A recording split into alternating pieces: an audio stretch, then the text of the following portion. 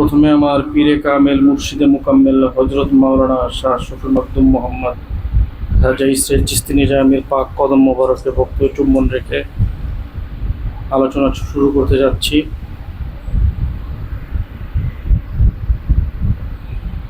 আজকে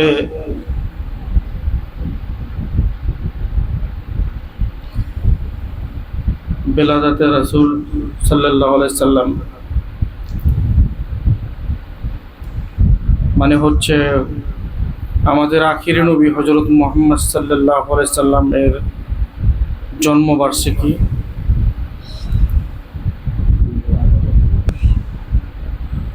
আসলে ওনার জন্মটা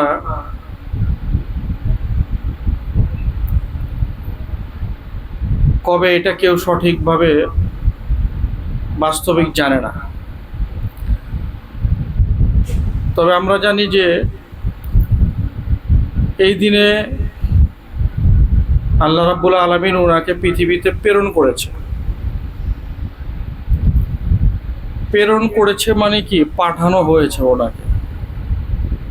জন্মও বলা যাবে না যে উনি মাতৃগর্ভে থেকে জন্ম হয়েছে, এরকম কথা বলা হয়নি কখনো।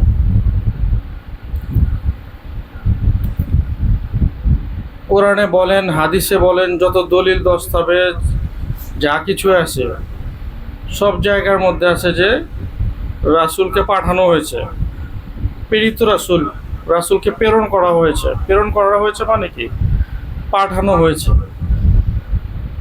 পাঠানো হয়েছে মানে কি, তার মানে কি উনি কোনো এক জায়গায় ছিল। পাঠানো হয়েছে মানে কি বোঝায়, উনি কোনো এক জায়গায় ছিল, উনাকে এই আরব দেশের মক্কা নগরীতে কুরাইশ বংশে পাঠানো হয়েছে।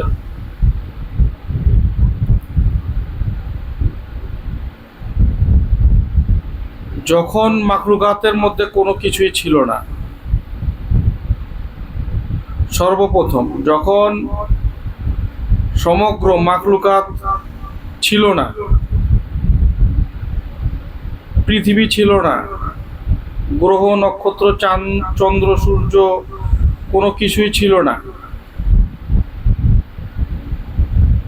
তখনও আমাদের রাসূল আকরাম সাল্লাল্লাহু আলাইহি সাল্লাম ছিল। কিভাবে?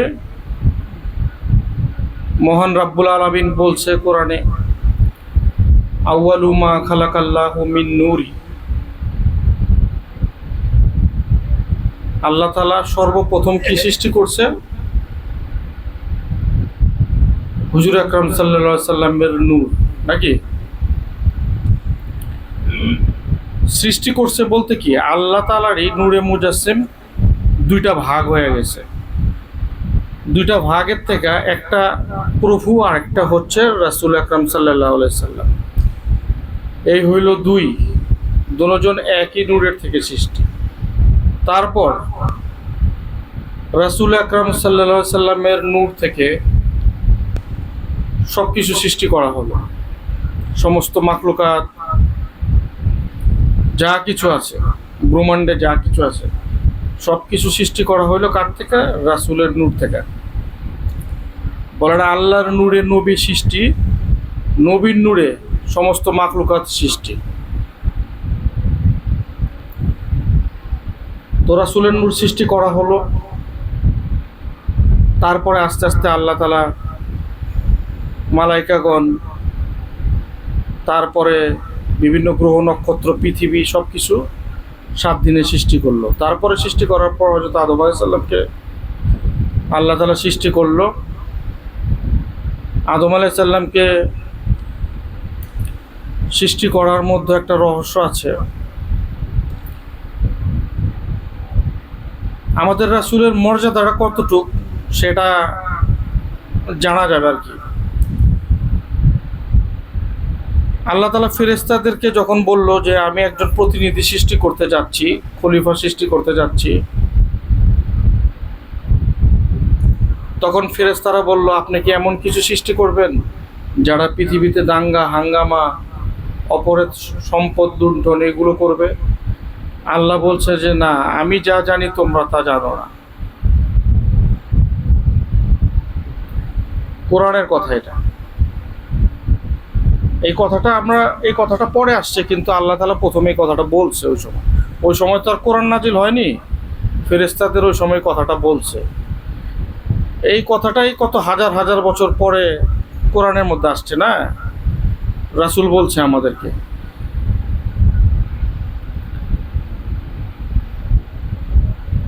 তখন ফেরেশতাদেরকে আল্লাহ তাআলা হুকুম করলো যে তোমরা একটা দেহ গঠন করো। তো মালাইকাগণ সব জায়গা থেকে, সমস্ত জায়গা থেকে মাটি সংগ্রহ করে একটা দেহ গঠন করলো। গঠন করার পর যখন গলা পর্যন্ত বানাইলো, তারপরে আর ফেরেশতারা বুঝতে পারতেছে না যে কি বানাইবে। ফেরেশতারা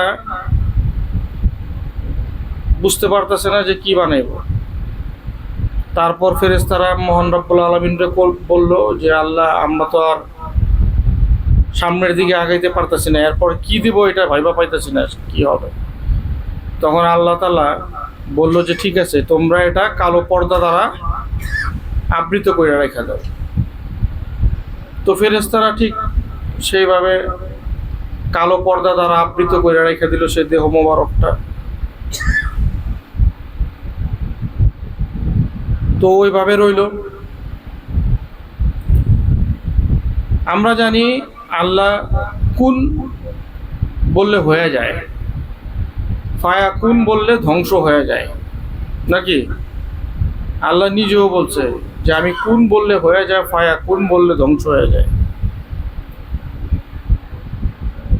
তো ফেরেশতা দ্বারা যে দেহটা সৃষ্টি করলো সেটা কিন্তু অনেক দিন সময় লাগছে।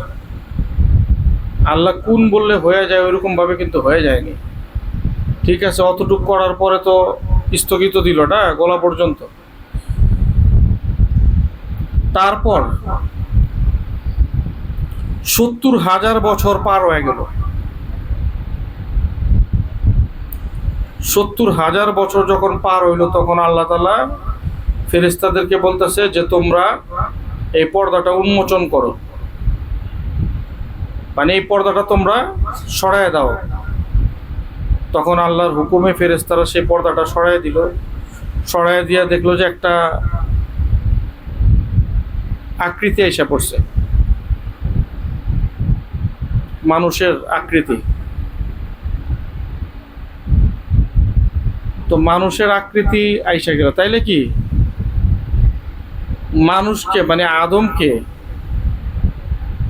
ফেরেশতারা বানাইছে না, কিন্তু মুখমণ্ডলটা কে বানাইছে? ফেরেশতারা তো ওই পর্যন্ত বানাইতে পারেনি। মুখটা কে বানাইছে? স্বয়ং আল্লাহ তাআলা নিজেই বানাইছে না। তো আল্লাহ কুন বললে হয়ে যায়, ফায়া কুন বললে ধ্বংস হয়ে যায়। আদমের এই চেহারাটা ৭০,০০০ বছর লাগলো বানাইতে। তাহলে নিশ্চয় এর মধ্যে অনেক কিছু রহস্য আছে, নাকি? তারপর যখন এই আদমের এই দেহ মোবারকটা মাটি দ্বারা তৈরি করলো, তখন এই দেহ মোবারকের নামটা কি হইল?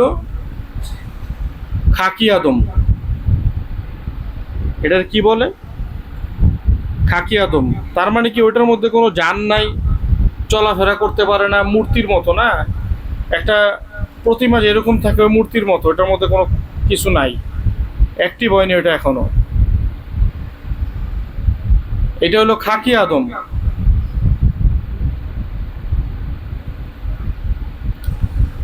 তারপর আদমের ভিতরে আল্লাহ তাআলা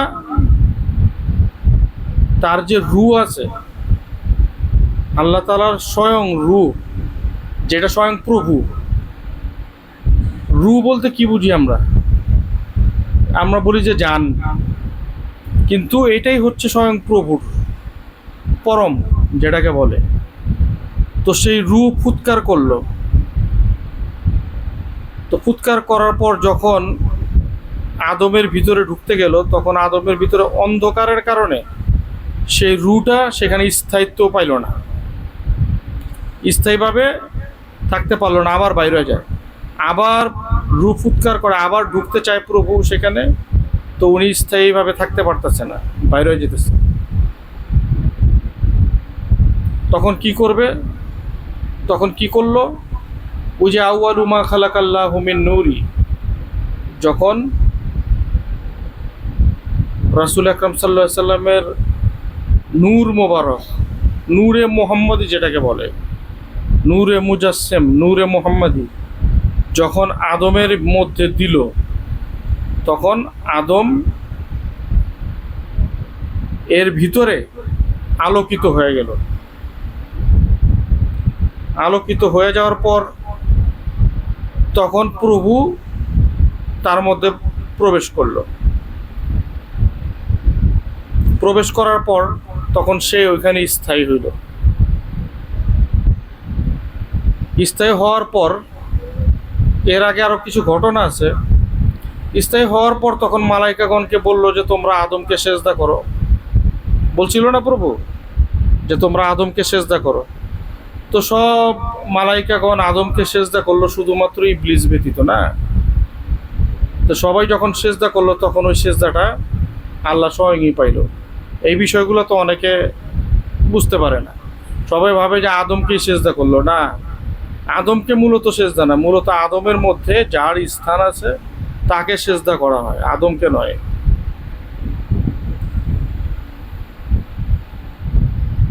তো সেজদা করলো। তখন যখন জান আইসা পড়লো আদমের মধ্যে,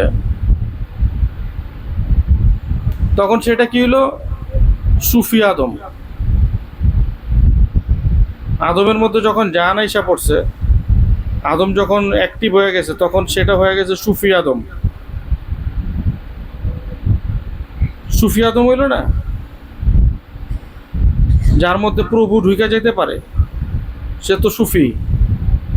সুফি আদম, এই সুফি আদম থেকে যখন মা হাওয়াকে সৃষ্টি করা হইল, মা হাওয়াকে সৃষ্টি করার পরে যখন তাদের ঘরে সন্তান দিয়ে আসলো, যারা আসলো তাদেরকে কি বলা হয়?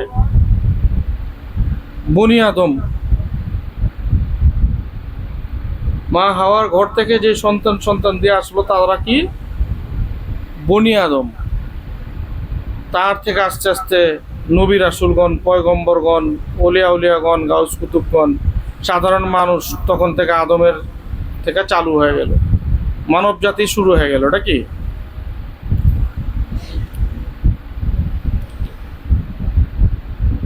তাহলে এর আগে আদম আলাইসাল্লাম, শীস আলাইসাল্লাম, সলেমান আলাইসাল্লাম, ঈসা আলাইসাল্লাম, তারপর ইব্রাহিম, ইসমাইল আলাইসাল্লাম, যত নবী পয়গম্বর আইসা গেল, হ্যাঁ,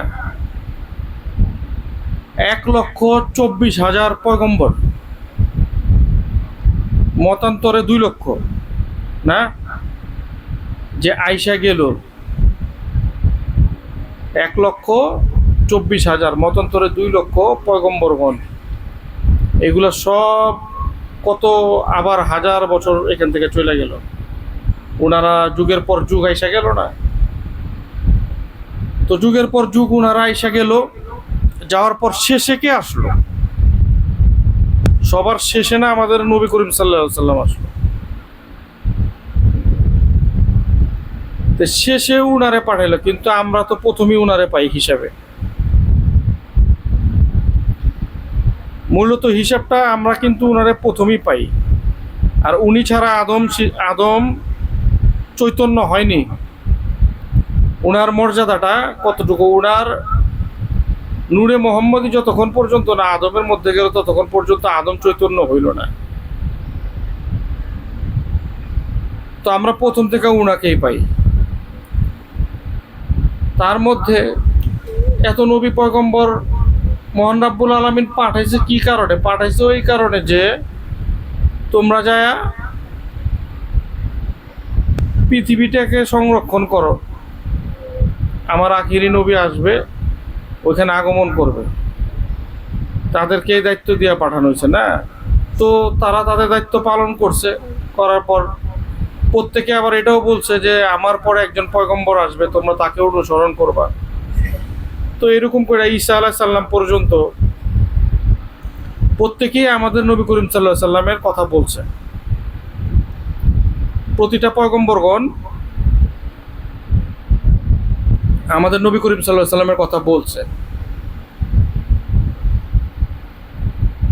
তো সবার শেষে উনার আগমন হইল নাকি আমরা জানি। তো নবী করিম সাল্লাল্লাহু আলাইহি সাল্লাম যখন আরব দেশের মক্কা নগরীতে কুরাইশ বংশে তার জন্ম বা তাকে পাঠানো হইল, উনার জন্মটা আর সাধারণ মানুষের জন্মটা একরকম না। উনার জন্মটা আর সাধারণ মানুষের জন্মটা একরকম না। উনি যখন মা আমেনার গর্ভে ছিল, মা আমেনা বুঝতেই পারেনি তার গর্ভে যে একজন সন্তান আছে নাকি। তো উনি যখন ভূমিষ্ঠ হইল তখনও মা আমেনা বুঝতে পারেনি যে উনার সন্তান হয়ে গেছে।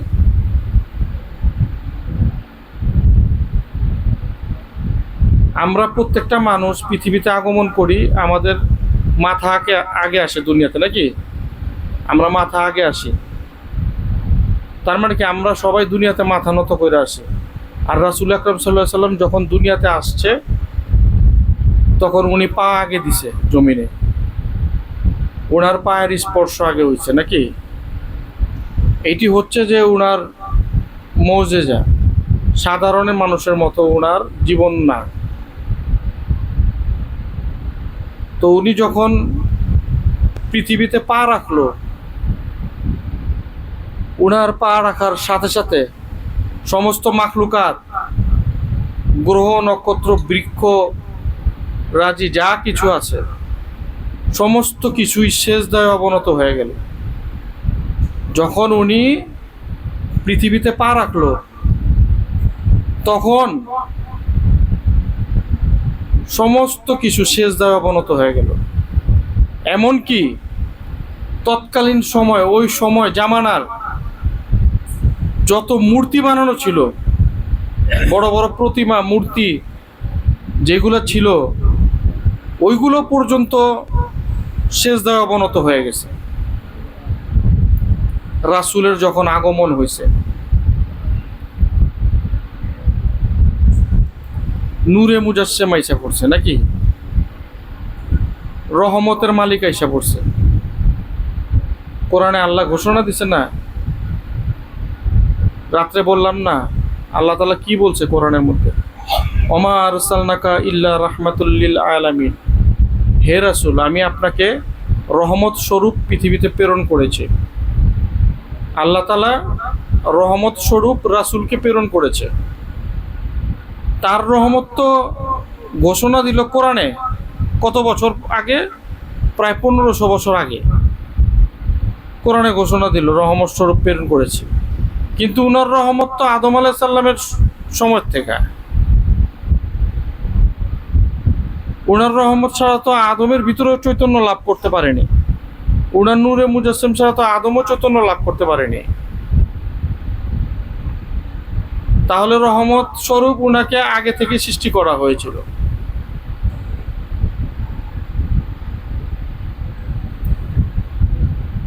রহমত স্বরূপ উনাকে আগে থেকে সৃষ্টি করা হয়েছিল। তো উনাকে ছাড়া, উনার রহমত ছাড়া কেউ জান্নাতে প্রবেশ করতে পারবে না, উনার রহমত ছাড়া, উনার সাফায়াত ছাড়া। সবাই বলে উনার সাফায়াত, সাফায়াত মানে কি উনার সুপারিশ, সাফায়াত মানে উনার সুপারিশ। উনি সুপারিশ করতে যাব কার কাছে? আল্লাহর কাছে। আল্লাহর কাছে সুপারিশ করব যে আমার এই বান্দাটা, আমার এই গোলামটাকে, আমার এই উম্মতগণকে আপনি জান্নাতে প্রবেশ করান।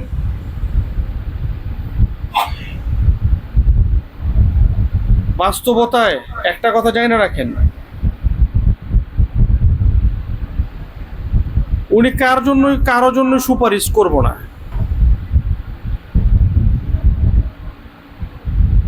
যারা ওনার প্রেমে সঠিক প্রেমিক হইতে পারবো তারাই সঠিক নবীর উম্মত বইলা বিবেচিত হইব।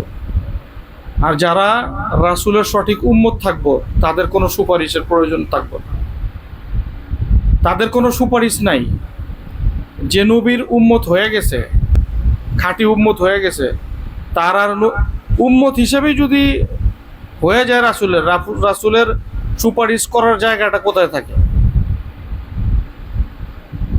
এখানে তো সুপারিশের কোনো কথা থাকে না। থাকে কোনো সুপারিশের করার কথা? ওনার উম্মত যারা হয়ে গেছে, খাঁটি উম্মত যারা হয়ে গেছে, রাসূল ওনার জন্য কি সুপারিশ করলো? ওনার যে খাঁটি উম্মত হয়ে গেছে ও তো এমনি জান্নাতি। এখন আসেন যারা খাঁটি উম্মত হয়নি, হইতে পারেনি, তো যারা হইতে পারেনি বা হয়নি তাদের জন্য উনি সুপারিশ কেন করবে? যে রাসূলের প্রেমিক হইতে পারেনি, যে রাসূলের প্রতি প্রেম, ভালোবাসা, মমতা বিন্দুমাত্র যার মধ্যে ছিল না, রাসূল কি তার জন্য সুপারিশ করবে? কোনোদিনও করবে না।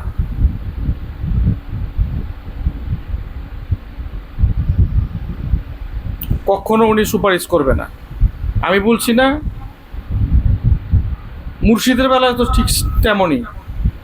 যারা মুর্শিদের প্রেমে প্রেমিক হয়ে গেছে, মুর্শিদের প্রেমে রঙে রঞ্জিত হয়ে গেছে, তো মুর্শিদ থেকে জুদার সে থাকে না, মুর্শিদ আর তার মধ্যে কোনো পার্থক্য থাকে না। তো পীর আর মুরিদের মধ্যে যদি কোনো পার্থক্য না থাকে, তারা যদি ফানা ফিল্লা পর্যন্ত পৌঁছায় যায়, ফানাফির শায়েক করে, পীরের প্রতি ফানা হয়ে যায়, হানাফির রাসূলের কাজ করে, রাসূলের প্রতি ফানা হয়ে যায়, ফানা ফিল্লা, বাঁকা বিল্লা, এই সমস্ত কাজ কইরা যখন তারা একটা স্তরের মধ্যে যায় পৌঁছায়, তখন রাসূলের মধ্যে তার মধ্যে কোনো পার্থক্য থাকে না। ফানাফির শায়েকের কাজ করে যখন, শায়েকের মধ্যে, তার পীরের মধ্যে, তার মধ্যে কোনো পার্থক্য থাকে না, রাসূলের মধ্যে কোনো পার্থক্য থাকে না, ফানা ফিল্লা হয়ে যায়, আল্লাহর জাতের সাথে সে মিশা যায়। তার জন্য আবার সুপারিশ কে করবে? উনি উনার ভক্তদের জন্য সুপারিশ করবে। যারা ওই স্তরে পৌঁছায় যায় উনারা উনাদের ভক্তদের জন্য সুপারিশ করবে। আমার একটা কালাম আছে না, চিনি না চিস্তিয়া, চিনি না নিজামিয়া, চিনি না কাদরিয়া কি চিজ, আমি শুধু জানি আমি ইসরাইল সারাস। আমার একটা কালাম আছে, আমি লিখছিলাম, তো ওইটার মধ্যে এটাও লিখছিলাম, বাবা আদম থেকে নবী পর্যন্ত, নাকি আখিরি নবী বা মাওলা আলী পর্যন্ত এই তরিকাগুলো কোথায় আছিল?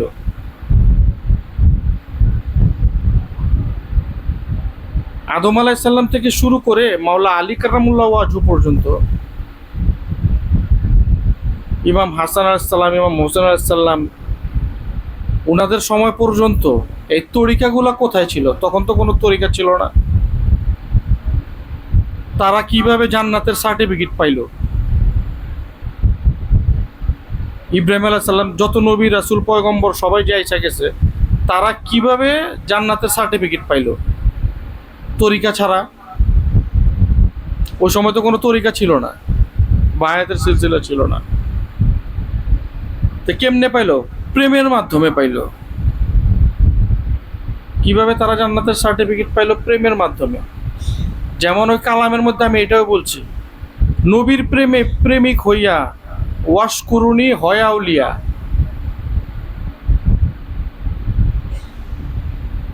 উম্মতের গুনাহ খাতা কেমনে করলো সে মাপ? নবীর প্রেমে ওয়াশকুরুনি রহমতুল্লাহ আলাইহি পাগল হইল, তো উনিও তো কোনো তরিকা ধরেনি, বা রাসূলের কাছে উনি বায়াতও গ্রহণ করেনি। তো ওয়াশকুরুনি রহমতুল্লাহ আলাইহি তো আউলিয়া হয়ে গিয়া উনি এমন ক্ষমতাশালী হইল যে নবীর উম্মতের 12 আনি গুনাহ সে মাফ করে ফেলাইছে এক সেজদায় গিয়া। ওয়াশকুরি রহমতুল্লাহ আলাইহি। কিভাবে উনি উম্মতের গুনাহ খাতা মাফ করলো? তখনও তো কোনো তরিকা ছিল না। তারপর আবার ওই গানের আরেকটা অন্তরায় আছে, সূক্ষ্ম প্রেমের প্রেমিক হইলে তরিকা সে নিজেই হবে। যারা এরকম সূক্ষ্ম প্রেমের প্রেমিক হবে সে নিজেই একটা তরিকা হয়ে যাবে। যেমন ওয়াশকুরি রহমতুল্লাহ আলাইহি, উনার তরিকা হয়ে গেছে না ওয়াসিয়া তরিকা। উনি কি বলছে যে আমার তরিকা ওয়াসিয়া, তোমরা আজকে থেকে ওয়াসিয়া পালন করবা। উনি তো বইলা যায়নি, কিন্তু তরিকা তো হয়ে গেছে।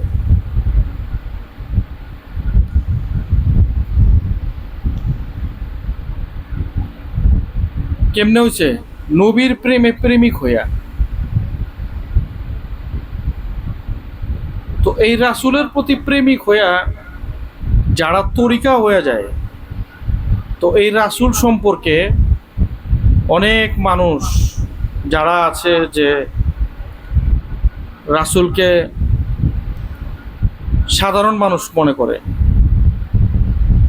আমাদের মতো মানুষ মনে করে, রক্তে মাংসে গড়া মানুষ মনে করে। কেন মনে করে? ওই যে একটা জায়গায় রাসূল বলছে, ইন্নামা আনা বাসারুম মিসলুকুম, আমি তোমাদের মতো রক্তে মাংসে গড়া মানুষ, তোমরা আমাকে কেউ প্রভু বলে মানবা না, আমিও তোমাদের মতো সাধারণ একজন মানুষ। রাসূল এক জায়গায় বলছে। রাসূল সাধারণ কিভাবে হয়? রাসূলের জন্ম সাধারণ না, রাসূলের চইলা যাওয়াটা সাধারণ না, রাসূল যে ধর্ম প্রচার করছে এটা সাধারণ না, কোনো কিছুই তো রাসূলের সাধারণ না। উনি যে মলমূত্র ত্যাগ করতে, এটাও তো সাধারণ না, এটাও তো অসাধারণ।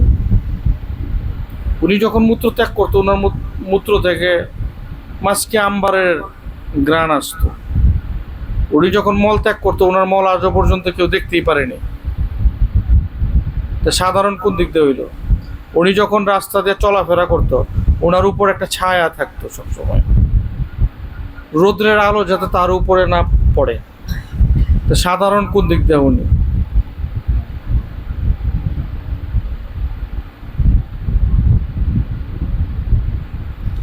সব কিছুতেই তো উনি অসাধারণ, যার কোনো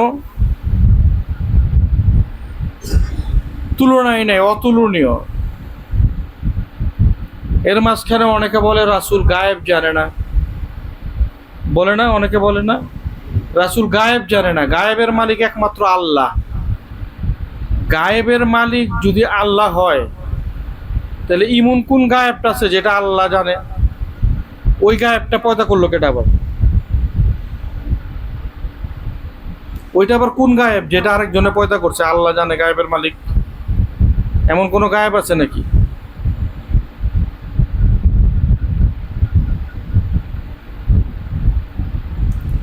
রাসূলের এক সাহাবা রাসূলকে প্রশ্ন করতেছে, হে রাসূল, আপনি নাকি গায়েব সম্পর্কে ধারণা রাখেন, আপনি নাকি গায়েব জানেন? তখন রাসূল আকরাম সাল্লাল্লাহু আলাইহি সাল্লাম বলতেছে, গায়েব আবার কি জিনিস?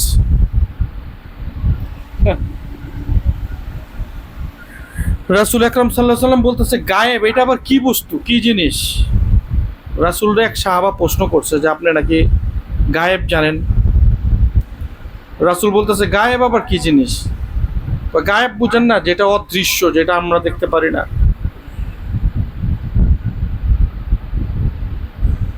অদৃশ্য আবার কি? রাসূল আকরাম সাল্লাল্লাহু আলাইহি সাল্লাম বলতেছে, অদৃশ্য আবার কি জিনিস? রাসূল বলতেছে, সাতব আসমানের উপর থেকে নিয়ে শুরু করে সাতবক জমিন পর্যন্ত এবং সারা মাখলুকাতে যা কিছু আছে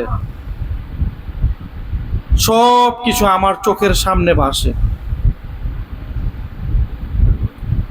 সব কিছু আমার চোখের সামনে ভাসে। গায়েব বইলে তো আমি কোনো কিছু দেখি না, গোপন বইলে আমি তো কোনো কিছু দেখি না।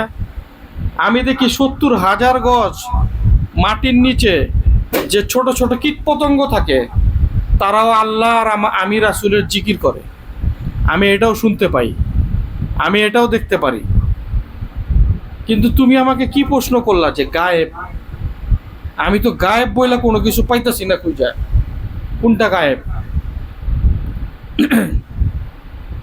রাসূল বলতেছে আমি গায়েব বইলা তো খুঁজা পাইতাছি না, সব তো আমার চোখের সামনে। তখন আল্লাহ বলল আদমকে সৃষ্টি করছে আমার সামনে। আদমকে যখন মাটি দিয়ে বানায় তখন আমি ওটা দেখতেছি। আদমকে যখন আকৃতি দেয় তখন আমি দেখতেছি। আদমের মধ্যে যখন রূপ উৎকার করলো তখন আমি দেখতেছি। আদমের মধ্যে যখন আমি নূরে মুহাম্মাদে দিল তখনও আমি দেখতেছি। আদমের পর তার সন্তানরা হইল, এগুলো সব আদম থেকে শুরু কইরা ঈসা আলাইহিস সালাম পর্যন্ত যত নবী পয়গম্বর যত মানব পৃথিবীতে আগমন করছে সম্পূর্ণ সব আমার চোখের সামনে হয়েছে। আমি আরশ মহল্লা থেকে সব কিছু দেখতে পারছি। ফেরাউন আইলো, নমরুদ আইলো, যত মুসা আলাইহিস সালামের আগমন হইলো সব আমার চোখের সামনে। এগুলা ঈসা ইবনে মরিয়ম সব আমার চোখের সামনে এগুলো সংগঠিত হয়েছে। আমি ভিডিওর মতো সে দেখছে এগুলো সব। গায়েব জিনিসটা কি? তখন রাসূল বলতেছে গায়েব তো কোনো কিছু দেখি না।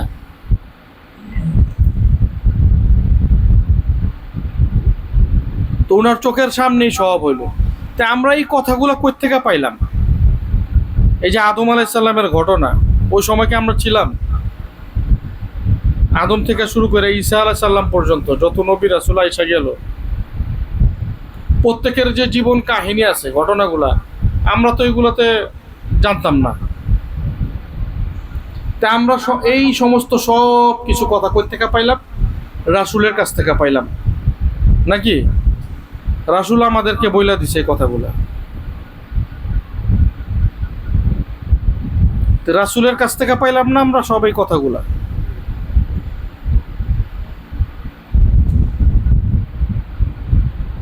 কারণ রাসূল এটা প্রত্যক্ষভাবে এগুলা সব উনি ওনার চোখের সামনে দেখতে পারছে। আবার উনাকে অনেকে বলে মৃত। উলিয়া গণই তো মৃত না, মানুষই তো মৃত না। এখন আমারে জিজ্ঞেস করলে আমি কমু যে মানুষই তো মরে না, উলিয়া গণ মরবো কিভাবে? আর উনি তো রাসূল, রাসূলের তো তুলনাই করা যাবে না এই সমস্ত বিষয়।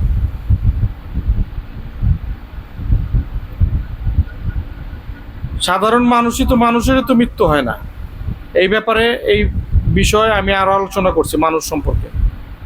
মানুষ কখনো মরে না, এটা নিয়েও কালাম লিখছি, গান আছে। মরে না মানুষ, বিচারে অগ্রসর হয়। পূর্ণ জন্ম হইয়া মানুষ ভবে রয়, মানুষের বিচার হয়। কেউ জন্ম নেয় বাদশার ঘরে, কেউ জন্ম নেয় ফকিরের ঘরে, কৃষকের ঘরে। এই দুইজনের জন্ম কেন এত ব্যবধান আছে? আমার এটার একটা কালাম আছে আমার। এইখানে বেহেশত দোজখ ভেবে দেখো দুনিয়ার মানুষ, জ্ঞান থাকতে জলদি কর হুশ, ওই দেখ বেলা বয়া যায়। তো মানুষই তো মরে না, উলিয়া মরবো কেমনে? তার মধ্যে আবার নবীরে সুদ্ধা মাইরা হালায় কিছু মানুষ আছে, আছে না? মানুষ তো শুদ্ধা মাইরা ফালায় না, নবীরে সহ মাইরা ফালায়। তো কোন সমাজে বসবাস করি আমরা? আল্লাহ ঘোষণা দিতেছে হায়াতুল মুরসালিন, নবীর উলিয়া গণিত মৃত না।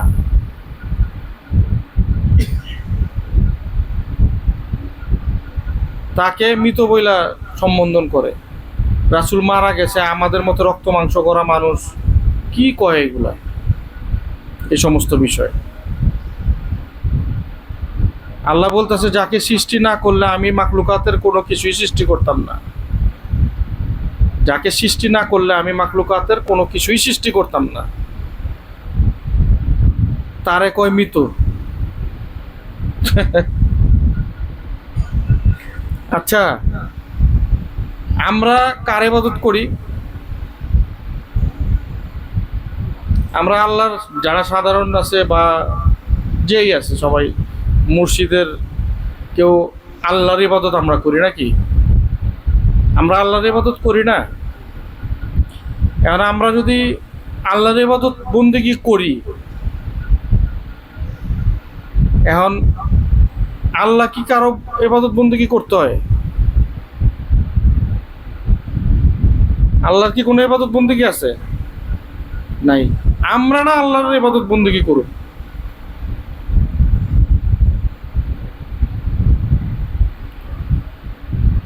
তাইলে আল্লাহ তো কারো ইবাদত বন্দেগী করব না। আমরা বেহেশত পাওয়ার জন্য, আল্লাহকে পাওয়ার জন্য, যেটাই হোক, নিজেকে সেভ রাখার জন্য আমরা আল্লাহর ইবাদত করি না। কিন্তু আল্লাহ কারে সেভ রাখবার লেগে হের ইবাদত করব? আল্লাহ কি উনারে সেভ রাখতে লেগে ইবাদত করব? হ্যাঁ, আল্লাহই জানে। কিন্তু আল্লাহ রাসূলের ইবাদত করে। আল্লাহ কি কইছে?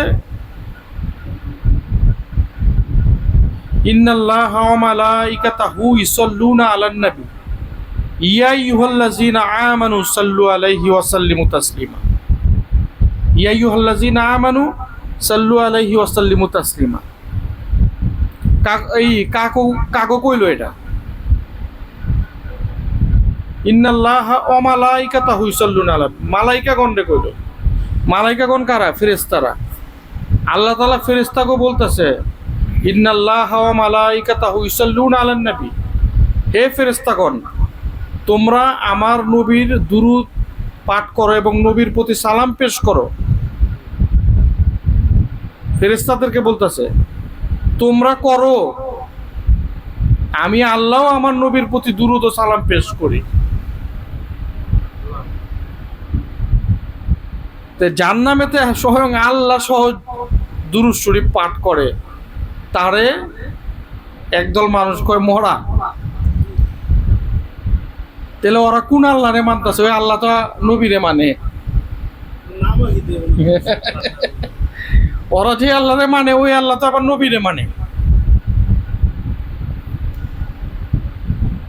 ওরা যদি নবীরে না মানে, রাসূলরে না মানে, রাসূলরে যদি সাধারণ করতে, ওই আল্লাহরে কেমনে পাইবো যে আল্লাহরে ওরা মানে? ওরা কি পাইবো কোনোদিন? কি বলছি? ইন্নাল্লাহা ওয়া মালাইকাতাহু ইউসাল্লুনা আলান নবী ইয়া আইয়ুহাল্লাযীনা আমানু সাল্লু আলাইহি ওয়া সাল্লিমু তাসলিমা। এটা আবার ওরা পড়ে,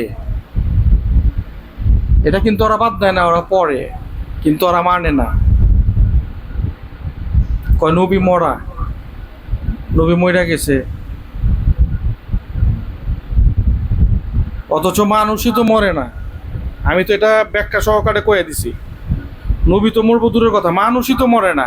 ওলি হলো তো আরো দূরের কথা। এটা তো অগ কথাতেই প্রকাশ পায় যে মানুষ মরে না, অগ আচরণই তো প্রকাশ পায় যে মানুষ যে মরে না, এটা তো ওরাই প্রমাণ করে দেয়। অগ চাল চলনে ওরাই প্রমাণ করে দেয় মানুষ মরে না। নাকি আলোচনা করলাম না 9টার দিকে ফাতেহার সময়? ওরা তো প্রমাণ করে দেয় যে মানুষ যে মরে না। ওই যে বললাম না যে আপনার মামার বাড়িতে গেছেন বা খালুর বাড়ি বা ফুফার বাড়ি, যার বাড়িতে গেছেন না কেন, এখন মামা যদি ঘুমায় থাকে তো মামারে তো আর কেউ যায় সালাম দিবেন না, আসসালামু আলাইকুম মামা। মামা নাকটাই না ঘুমাইতেছে, আপনি সালাম দিবেন? দিবেন না। মামা ঘুমাইতেছে, ফারুক চাচা ঘুমাইতেছে, হ্যাঁ সালাম দিব কেউ?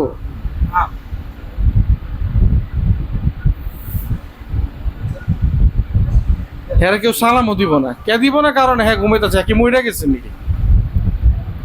হ্যাঁ তো আর মরেনি। হ্যাঁ রক্ত চলাচল হইতেছে, শ্বাস প্রশ্বাস চলতেছে, হার্টবিট চলতেছে, সবকিছু চলতেছে, কিন্তু নাকও ডাকতেছে। হ্যাঁ তো হ্যাঁ তো মরেনি, তাও হ্যাঁ কেউ সালাম দিব না। গভীর মানুষের সালাম দিব? সালাম দিলে ডাক দিয়ে দিব।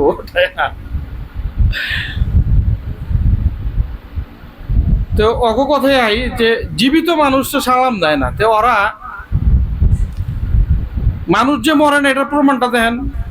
ওরা জীবিত মানুষ ঘরে ঘুমায় রয়েছে, হেরে সালাম দেয় না। অথচ মইরা গেছে যারা কবরস্থানে, মরা যারা, আল্লাহ যা করে মরা কইছে, অগরে সালাম দেয়, আসসালামু আলাইকুম ইয়া আহলাল কুবুর। কবরস্থানে গিয়ে ওরা কয় না, সবাইরে কইতে কয় আবার, আপনারা কবরস্থানে গেলে কইবেন আসসালামু আলাইকুম ইয়া আহলাল কুবুর, হে কবরবাসী আপনাকে সবাইরে আমি সালাম দিলাম। তো কবরবাসী কি জিন্দা? তো সালাম দিল যে সালামের উত্তর কি ওরা লিব? তো অগ আচরণই তো প্রকাশ পায় যে মানুষই মরে না কোনোদিন। ওরা এটা মাইনা লোক, এটা মাইনালি যদি নিতে পারে তো উলিয়া উলিয়া গাউস কুতুব পর্যন্ত এমনি জিন্দা, যেখানে কোরআনে ঘোষণা দিছে জাগো কথা। আল্লাহর ওলিদের কোনো ভয় নাই, তাদেরকে মৃত বলে চিন্তাও করো না, তারা জীবিত এবং আল্লাহর তরফ থেকে রিজিক প্রাপ্ত না। আল্লাহর ওলিরা কখনো মরে না। আর হেরা তো সাধারণ মানুষ না, ওদিকে পাঠাবো ডিস্টার্ব হইতে। হেরা তো সাধারণ মানুষ, হ্যাগো সমস্যা কেন?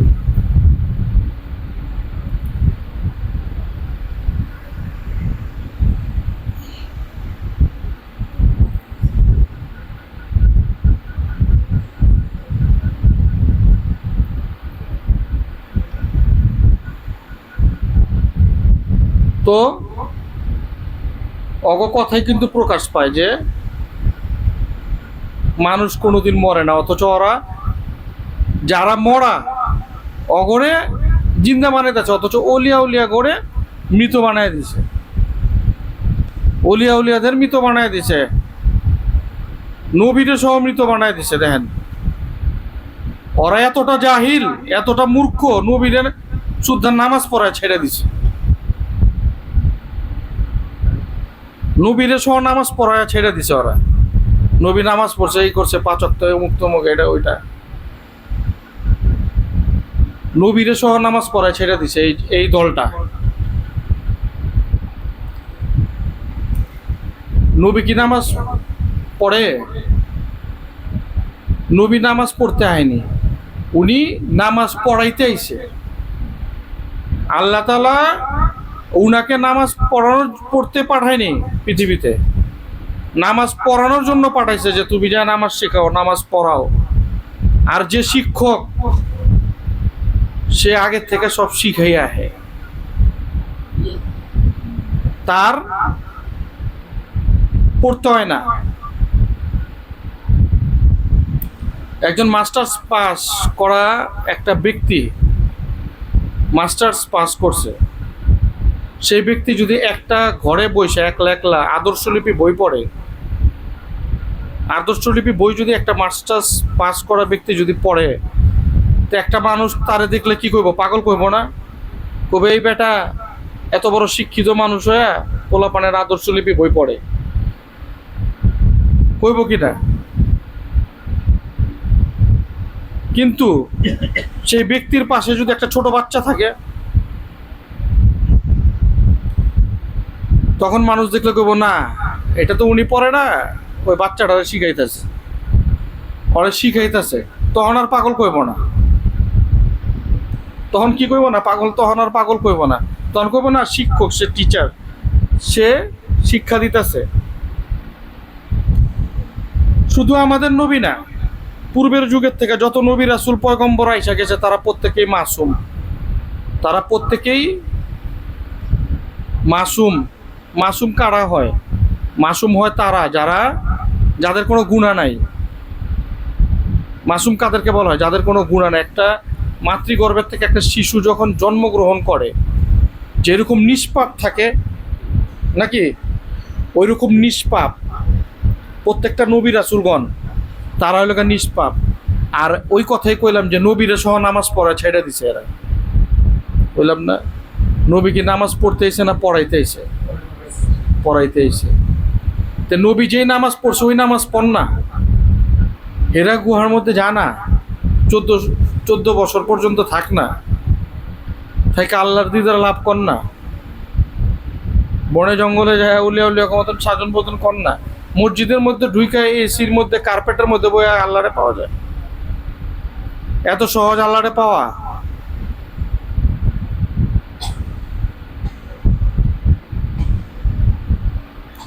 রাসূল আকরাম সাল্লাল্লাহু আলাইহি সাল্লাম হেরা গুহার মধ্যে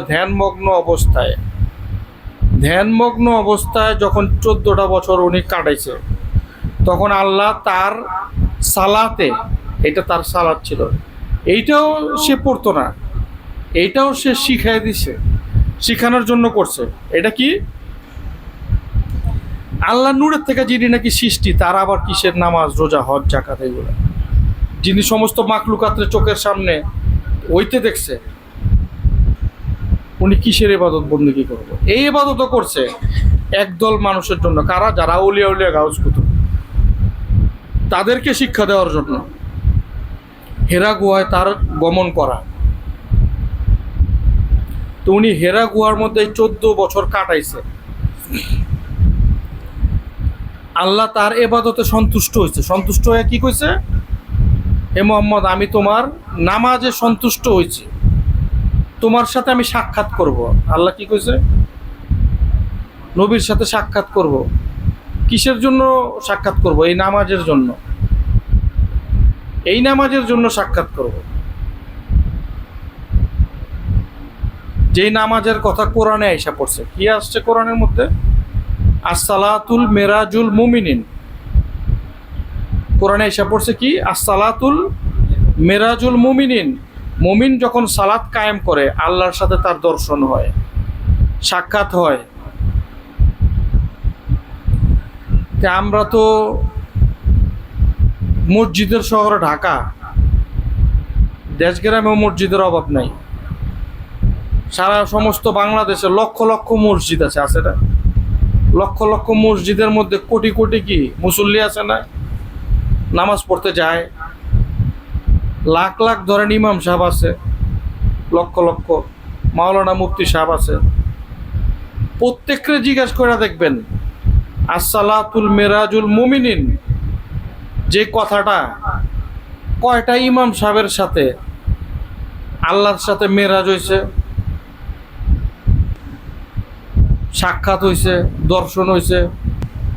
কয়জন? সারা বাংলার মাটিতে, বাংলার জমিনে, বাংলার জমিন বাদ দিলাম, সমস্ত মাখলুকাতের মধ্যে যত মসজিদ আছে, কয়জন মুফতি মুহাদ্দিস তাদের সাথে আল্লাহর সাথে মেরাজ হয়েছে?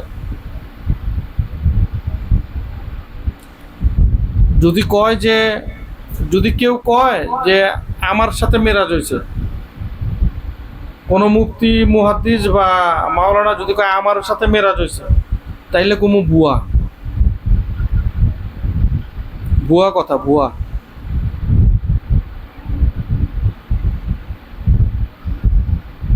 কেন ভুয়া? এটার আবার কারণ আছে, এটাও কোরআনের কথা। কোরআনের মধ্যে আবার এটারও কথা আছে। এটা কেন ভুয়া? মসজিদে নামাজ পড়া, ফ্যানের নিচে, কার্পেটে, এসিতে আল্লাহরে পাওয়া যাওয়ার কোনো দলিল নাই। 5 ওয়াক্ত নামাজ পড়ে আল্লাহরে পাওয়ার কোনো দলিল নাই। দলিল আছে জান্নাত পাওয়ার। কিসের দলিল আছে? নামাজ পড়লে কি পাওয়া যাবে? জান্নাত পাওয়া যাবে, জান্নাত হাসিল হইব, আল্লাহরে পাইব, আল্লাহর সাথে মেরাজ হইব। এই ধরনের কোনো দলিল এই নামাজে নাই। এই কারণে কইলাম এটা ভুয়া। এখন আল্লাহরে পাওয়ার লেগে কি করতে হইব? অনানা বুলুয়ান্নাকুম বিশাইয়্যিম মিনাল খাউফি ওয়াল জুই ওয়া নাকসিম মিনাল্লাহি আমওয়ালি ওয়াল আনফুসি ওয়াস সামারাত ওয়া বাশশিরিস সাবিরিন।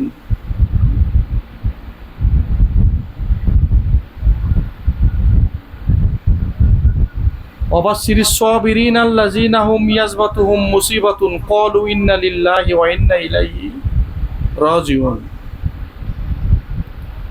এটাও কোরআনের কথা। কোরআনে এখানে কি কইছে?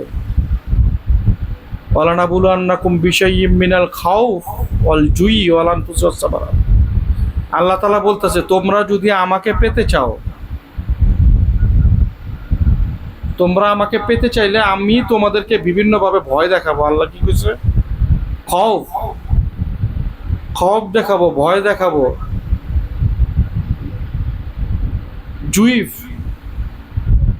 জুইফ কইরা দিব। জুইফ বলতে কি? দুর্বল কইরা দিব। আপনাকে অসুস্থতার মাধ্যমে যেভাবে হোক দুর্বল কইরা দিব। এমন দুর্বল কইরা দিব যে আপনি আল্লাহ কইরা ডাক দিবেন, এই শক্তিও থাকবো না।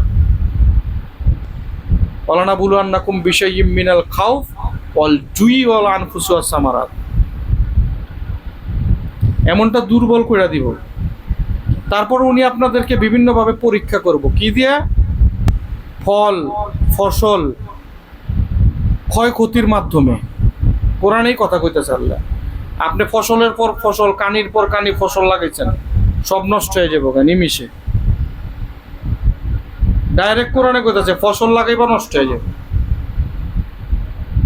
এবং আত্মীয় স্বজনের মধ্যে বিচ্ছিন্নতার মাধ্যমে, আত্মীয় স্বজনের সাথে সম্পর্ক নষ্টের মাধ্যমে আমি তোমাদেরকে বিভিন্নভাবে পরীক্ষা করব।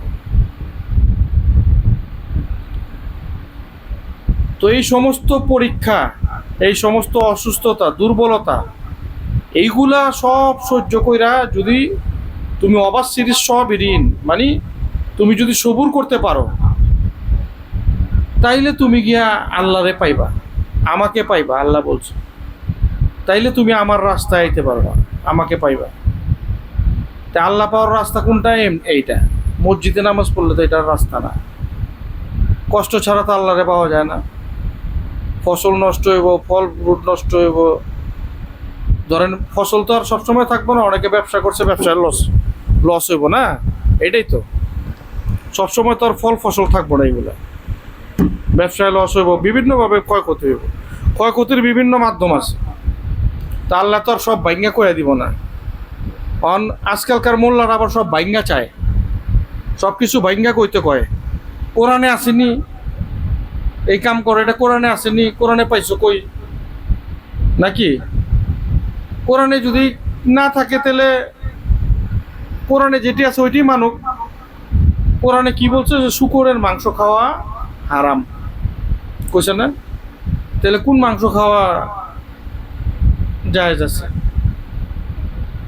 শূকরের মাংস যদি হারাম থাকে তাহলে কোনটা খাওয়া জায়েজ? গরু, খাসি, বিভিন্ন জীবজন্তু আছে না, পাখি, তো এইগুলার মাংস খাওয়া কি জায়েজ? কইছে না? তো এইগুলার মাংস খাওয়া যদি জায়েজ থাকে তাহলে মাংস খায় না কে? খাও। তাহলে মাংসটা আবার পাকায় কে? পাকায়, মশলা দেয়, লবণ দেয়, তেল দেয়, কত কিছু দেয়। কোরআনের মধ্যে কি কইছে? তুমি ওই মাংসটারে এতটুক মাংসের মধ্যে এতটুক তেল দিবা, এতটুক লবণ দিবা, হ্যাঁ, তারপর ভাইজা করা করবা, কইরা ফ্রাই কইরা তারপর ওই মাংস খাইবা। তাহলে আর আবার এত কিছু কইরা খায় কে? এটি তো কোরআনে নাই। বিরিয়ানি খাওয়ানোর কথা তো কোরআনে নাই, কিন্তু ওরা তো বিরিয়ানি খায়। কোনো জায়গায় দেখাইতে পারবো যে কোরআনে বিরিয়ানির খাওয়ানোর কথা আছে? বিরিয়ানি, রুটির কথা থাকতে পারে, রুটির কথা আছে, কিন্তু বিরিয়ানির কথা তো নাই। ওরা তো রুটির থেকে বিরিয়ানি বেশি খায়।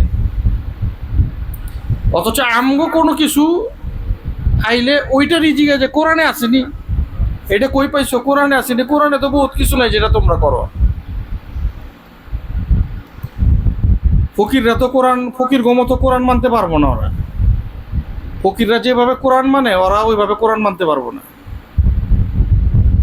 তাইলে বিরিয়ানি বন্ধ হয়ে যাবে, বিরিয়ানি আর ভালো ভালো রান টান খাওয়া এটি সব বন্ধ হয়ে যাবে কোরআন মানতে গেলে। কাঁচা মাংস খাইতে হইব। পাকায় মাংস খাওয়ার কথা কই লেখা আছে? মাংসটা পাক করে খাইবা, কই বইটা হাদিসে আছে? হাদিস তো আমি মানি না। হাদিসের কথা রাসূল আকরাম সাল্লাল্লাহু আলাইহি সাল্লাম বলে গেছে যে না, হাদিস চলবে না। আমি যাওয়ার পর তারপর আমরা মানি না তা না, মানি। হাদিসে কুদসি মানি, যে হাদিসটা কোরআন সমতুল্য, যে হাদিসগুলো জুইফ হাদিস, যেগুলো দুর্বল হাদিস, যে হাদিসগুলোর অস্তিত্ব নাই, ওই সমস্ত হাদিস মানলে চলবো না। তো হাদিসের মধ্যে অনেক অপব্যাখ্যা আছে, ওইগুলো তো আমরা মানতে পারবো না। তো মূল কথা যেটা রাসূল আকরাম সাল্লাল্লাহু আলাইহি সাল্লাম, উনাকে তারা আমাদের মতো মানুষ বইলা অনেক ছোট করে ফেলাইছে। উনি তো আমাদের মতো মানুষ না। স্বয়ং প্রভু যার ইবাদত করে, স্বয়ং প্রভু যার দুরূদ শরীফ পাঠ করে, প্রভু তো দূরের কথা, সমস্ত মাখলুকাতের যত জীব জন্তু আছে সমস্ত কিছু রাসূলের শানে দুরূদ শরীফ পাঠ করে।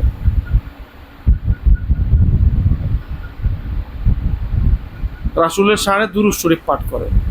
হাজার হাজার ফিট মাটির নিচে কোনো পোকামাকড় থাকলে সেই পোকামাকড় সহ রাসূলের দুরূদ শরীফ পাঠ করে। তো আল্লাহ তাআলা রাসূলকে এতটাই ভালোবাসে যে প্রভু বলছে যে এই দিনের শুরুটা আমি রাসূল আপনার দিয়ে করলাম। দিনের শুরুটা কি? ফজরের নামাজ। ফজরের নামাজের মধ্যে 2 রাকাত সুন্নত, 2 রাকাত ফরজ না, 4 রাকাত নামাজ না। 4 রাকাত নামাজের মধ্যে আগে তো সুন্নতই পড়তে হয়, সুন্নত 2 রাকাত পড়তে হয় না। আর এটা এমন সুন্নত, ওই সুন্নত নামাজ না পড়ে ফরজ নামাজ পড়া যাবে না। নামাজ যদি দাঁড়ায়ও যায় তারপর ওই 2 রাকাত সুন্নত পড়া তারপরে ফরজটা পড়তে হবে। ফরজ কাজা করতে পারবো কিন্তু ওই সুন্নতটা বাদ দিতে পারবো না, ফজরের যে সুন্নত। তে আল্লাহ তাআলা কতটুক মর্যাদা তারে দিছে, হে রাসূল আমি আপনাকে এতটাই ভালোবাসি যে দিনের শুরুটাই আমি আপনাকে দিয়ে করলাম। তো এগুলা রাসূলের যত মুজিজা আছে এগুলা বইলা সারা রাত্রেও শেষ হবে না। ওনার যে মর্যাদা আছে, ওনার মুখের কথায় সব কিছু হয়ে যায়। আল্লাহ কোন কইলে হয়ে যায় ফায়া, কোন কইলে ধ্বংস হয়ে যায়। রাসূলও এরকম বললে হয়ে যায়, না বললে ওটা হয় না। এরকম বহু মর্যাদা বা মর্যাদা আছে রাসূলের, এরকম অনেক মর্যাদা আছে।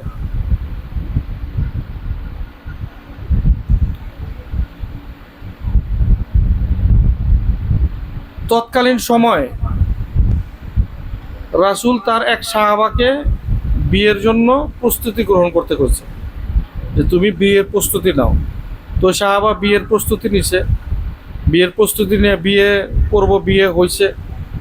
বিয়ে হওয়ার পর স্ত্রীর সাথে দেখা হয়নি এখন পর্যন্ত। বিয়ে কমপ্লিট হয়েছে, এখন স্ত্রীর সাথে তারা কথা কইতেছে। ওই মুহূর্তেই একটা শোরগোল পড়ছে। কি শোরগোল পড়ছে? যে রাসূল যুদ্ধে যাইতেছে ধর্মের জন্য, সব সাহাবারা সবাই ঘরের থেকে ছুটে যাইতেছে, যুদ্ধের দিকে ধাবিত হইতেছে। তো ওই লোকটা যার বিয়ের ঘটনা রাসূল বিয়ের কথা বলছে, ওই লোকও তাদের সাথে যাইব প্রস্তুতি নিয়ে নিয়েছে। তখন ওয়াইফ, তার যে নতুন বউ, সে তারে ধইরা কান্না করতেছে যে আপনি যে যাইবেন, আপনার তো নতুন এখন বিয়ে হয়েছে, আর রাসূল তো আপনারা যাওয়ার জন্য ডাকেনি। এই কথা বলতেছে, রাসূল তো আপনাকে ডাকেনি। তখন বলছে আমার রাসূল যুদ্ধ করতে গেতেছে, আমি ঘরে কিভাবে বসে থাকি? রাসূল যুদ্ধ করার জন্য যাইতেছে, আমি কিভাবে ঘরে বসে থাকি?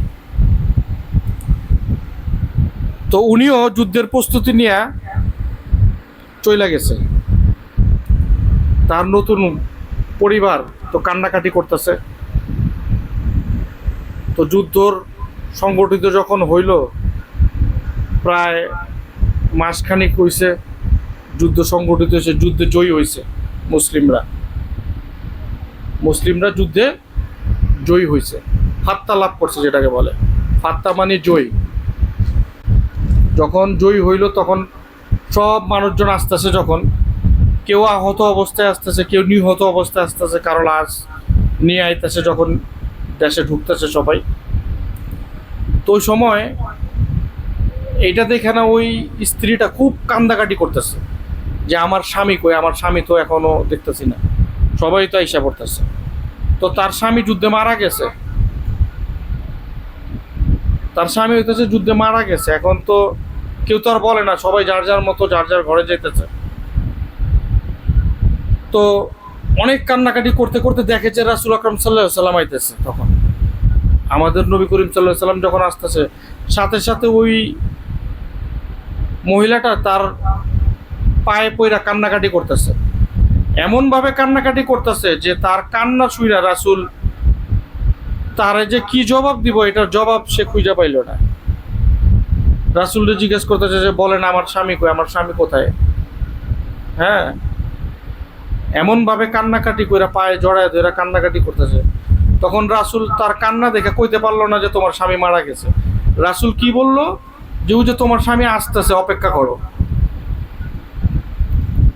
ও আসতেছে, এই কথা বলছে। এটা বইলা সে রাসূল চলে যাইতেছে। তখন আল্লাহ তাআলার আরশের থেকে হুকুম হইল, কারে হুকুম দিল? হে জিব্রাইল, তুমি আজরাইলের কাছে যাও, আজরাইলের কাছে গিয়া কও যে ওর স্বামীর যে জীবন নিচে সেই জীবনটা ফিরিয়ে দিতে। তার স্বামীর যে জীবনটা আছে সে জীবনটা ফিরিয়ে দিতে বলো।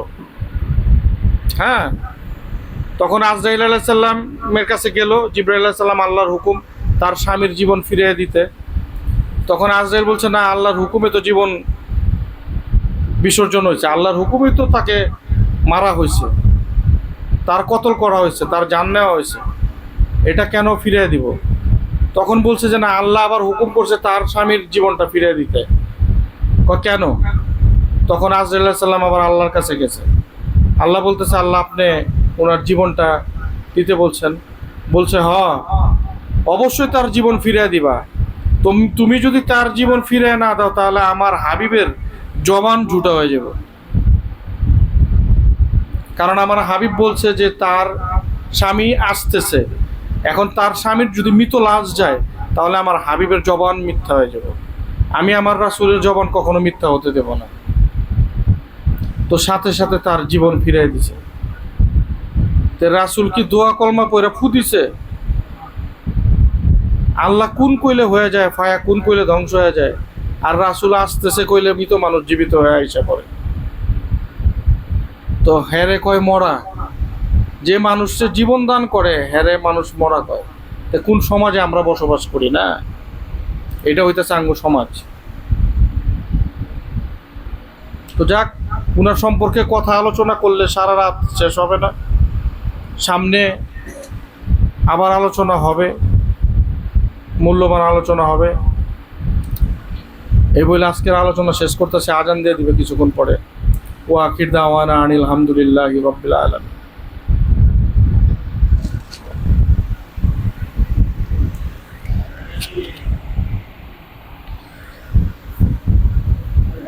ভিডিওটা ডিসলাইক করো, মাত্র দাও।